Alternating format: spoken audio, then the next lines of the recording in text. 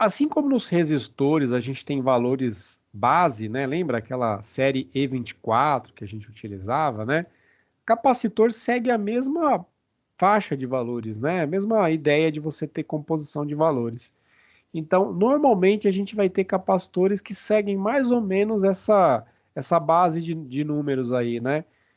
O 10 aqui, você pode ter capacitor de 1 microfarad, 100 microfarads, 1 nano, 100 nano, 1000 nano. Então, tudo que você consegue formar com a base 1, né, você pode ter para capacitores. Assim como 15, né, 150 microfarads, 15 nano, 1,5 picofarad, enfim, tudo que você consegue formar com esse número aqui, com múltiplos e submúltiplos.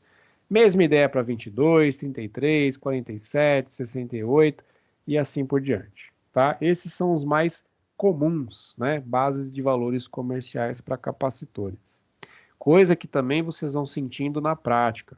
Ao longo do tempo, ao longo da experiência, vocês vão percebendo, poxa, não tem capacitor de, sei lá, 53 microfarads, né? Entre 47 e 68, provavelmente você não vai encontrar um valor comercial bem definido. Ou você usa 47, ou você usa 68, ou você faz uma associação de capacitores para chegar no valor que você precisa. Quando eu falei dos valores típicos que a gente tem de capacitores, eu comentei que, mas se eu não tiver lá entre um valor e outro, entre uma base e outra, a gente não tem lá um valor no meio. Entre 47 e 68, eu não tenho um capacitor ali no meio, né? Um valor ali no meio. Mas eu posso associar capacitores para conseguir chegar num valor que eu preciso, tá? E por isso que a gente comenta bem pouquinho sobre a associação de capacitores. Aqui, a ideia é ao contrário de resistores, tá? Por isso que pode dar um nó na cabeça. Mas você lembra que resistores em paralelo, a gente calculava como lá, o inverso do equivalente era igual à soma dos inversos? Essa mesma fórmula a gente vai usar para achar o capacitor equivalente de uma associação de capacitores em série. É ao contrário do resistor, né? Quando os capacitores estiverem em série, olha aqui a série de capacitores aqui, ó. Estão em série. Como é que a gente calcula o capacitor equivalente? A gente usa essa formulinha aqui, ó. O inverso do equivalente é igual à soma dos inversos dos capacitores, tá? Mesma fórmula de resistor, só que usando o capacitor e lembrando, né? É ao contrário do resistor. Aqui tem até duas formas de você fazer uma associação em série de dois capacitores, né? Está emendando aqui os dois capacitores, né? Então fica fácil de você identificar o que é que acontece aqui, tá? A tensão se distribui, né? Então a tensão que eu aplicar, se eu jogar uma tensão aqui, ó, uma bateriazinha aqui, ó, sei lá, 100 volts, por exemplo. A gente vai ter uma parcela da tensão aqui, uma parcela da tensão aqui, uma parcela da tensão aqui, uma parcela da tensão em todos eles, sendo que somando cada uma dessas parcelas eu chego em 100 volts. Aí é parecido com o resistor, né? No circuito sério a tensão se distribui entre os elementos do circuito. Tá bom? Na associação paralelo, tá, de capacitores, a gente vai ter o capacitor equivalente é a soma de todos eles. Olha só que fácil. Então, o que a gente usava para a série dos resistores, a gente vai usar no paralelo de capacitores, que é só somar os valores, tá? As tensões serão sempre as mesmas em todos os capacitores, né? Tudo que está em paralelo, ó, se eu colocar uma tensãozinha aqui de 12 volts, todos os capacitores estão com 12 volts. A tensão é a mesma em todos eles, tá?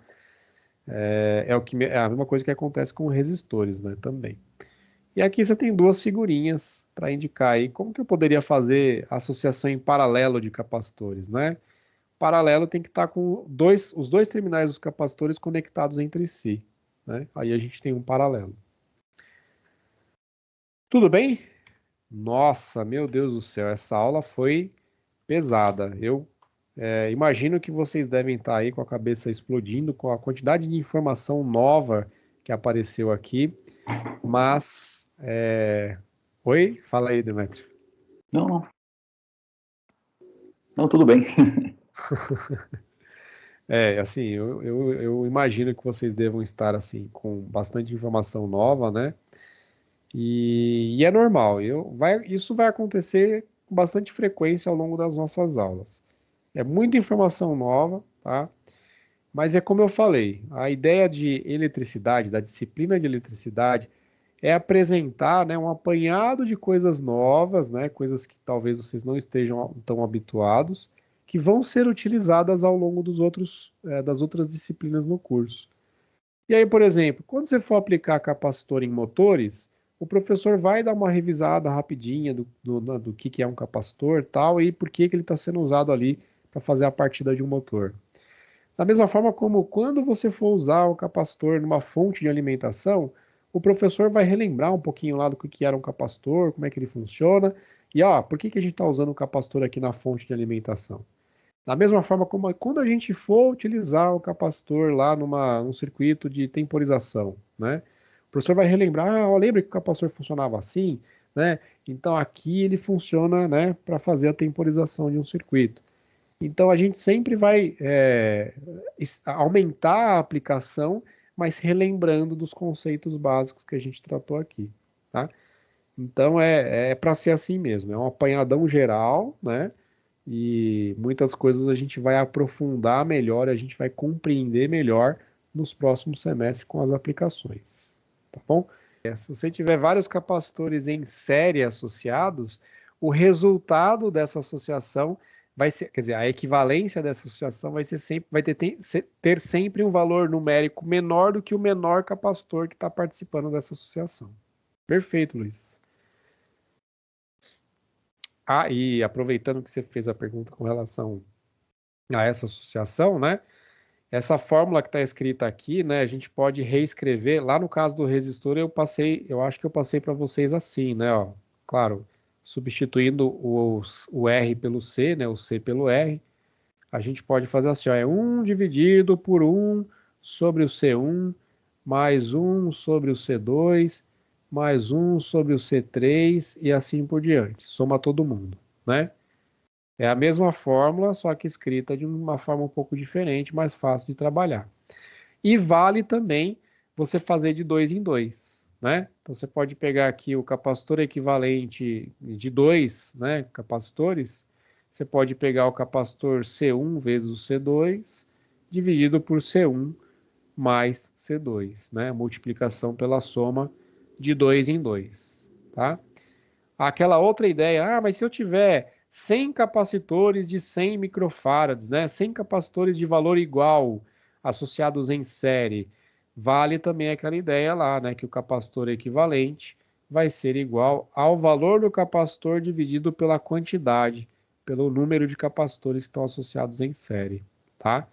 Isso se os valores forem iguais, tá? Se forem diferentes, aí você aplica essas ideias aqui, ou essa formulinha, tudo de uma vez, ou essa daqui, de dois em dois.